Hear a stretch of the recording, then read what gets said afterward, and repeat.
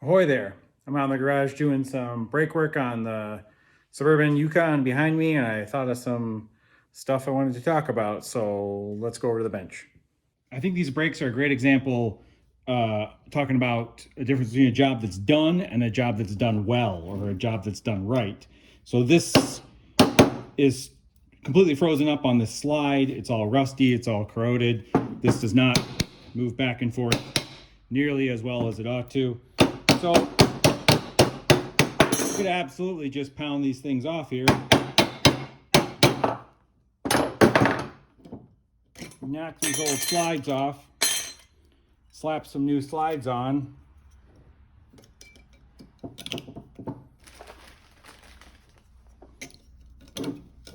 Put your new brake pads in. Call the brake job done. I don't like doing stuff like that because you're just setting yourself up for failure. There's a lot of rust and corrosion built up on here, and what happens is when this gets rusty, it actually swells. It becomes wider, so it's swelling this clip out. So you're restricting the movement of your pad back and forth, and you want your pad to slide nice and smoothly on this caliper bracket right here. So this is the other side, which I've already done. And you can see I took these boots for the slide bolts out.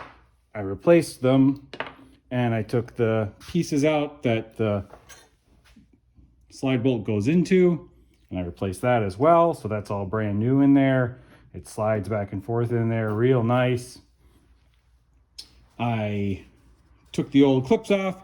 I took a wire wheel to this. I sanded it all down. And then I put brand new clips on, and I put a little of the Sill Glide on there as well. I know there's some people who would argue that you shouldn't do that. You shouldn't put it on the surface there. But the packet actually says that that's one of the points of lubrication. Oh, I got it upside down. These surfaces on both sides, and it points to the clip right there. So I'm sure there's people who have said, I've never put lubricant on there and I've never had a problem, and I believe you. I believe you completely. But it seems to me that it makes sense.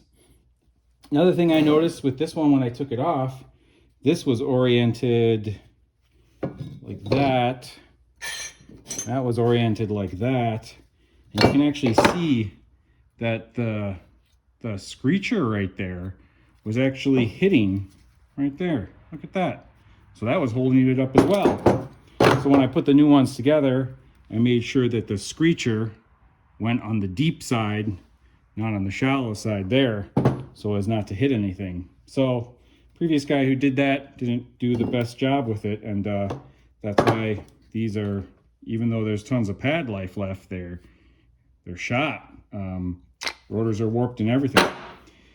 So yeah, it's more work obviously, and you can see I painted it as well to try and stop the corrosion from continuing, just a real light coat on there. And I think that's worth doing. I know it takes more time, but there's nothing more frustrating to me than doing something and then having to take it apart and do it again. So do it right the first time, and you won't have to rip it apart and spend time doing the same thing twice.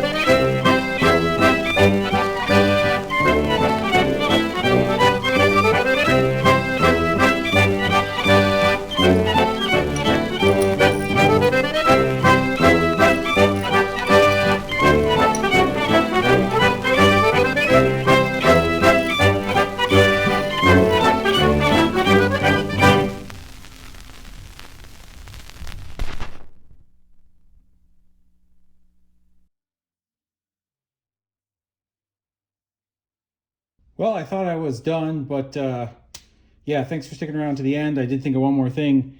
One of the difference between a professional doing a job right and a guy kind of taking shortcuts and taking his time is not using every single proper lubricant and all that kind of stuff as you go along the way. You want to use the right stuff. You don't want to just fill that brake system with like wheel bearing grease or something like that. You need something like this Sil Glide, which is the proper lubricant for that job. I live in the Rust Belt, so I mean I put anti-seize on everything I can think to put anti-seize on. It just someday you're gonna have to take it apart again. And then I've always had great success with this disc brake quiet stuff by CRC. It just adds a little bit more kind of rubbery. It's almost rubbery in texture. Can you feel that? Can you feel it right there? It's rubbery. So it adds some like adhesive bond between the back of the pad and the caliper, which just helps pull, it helps pull the pad off when the caliper relaxes, which obviously reduces disc brake noise, but it also stops unnecessary wear and reduces heat and everything like that. So I've always used that stuff. Obviously, when you're doing a brake job, you need brake parts cleaner. One time when I was a teenager, I did a drum brake job, my very first drum brake job. Did it all by myself on a Bronco that I had bought for dirt cheap, and completely forgot to spray off those drums with brake clean before I put it all together. And guess what? I glazed those shoes right over and filled them with the shipping oil that the the drum brakes come coated in, and cooked them, and they were useless, and I had to do the job all over again. So that's a mistake you only make once. And then of course, to protect some stuff, some good quality paint. So that's just a kind of selection of some of the stuff I used during this job. And yeah, I would say that failing to use these materials during the job can lead to a poorly done job, or just a job that you really can't do at all because you need this stuff to do it. So that's pretty much all I got to say about that. Hope you enjoyed. Like the video if you liked the video. Leave a comment if you got something to say. And subscribe if you're a glutton for punishment.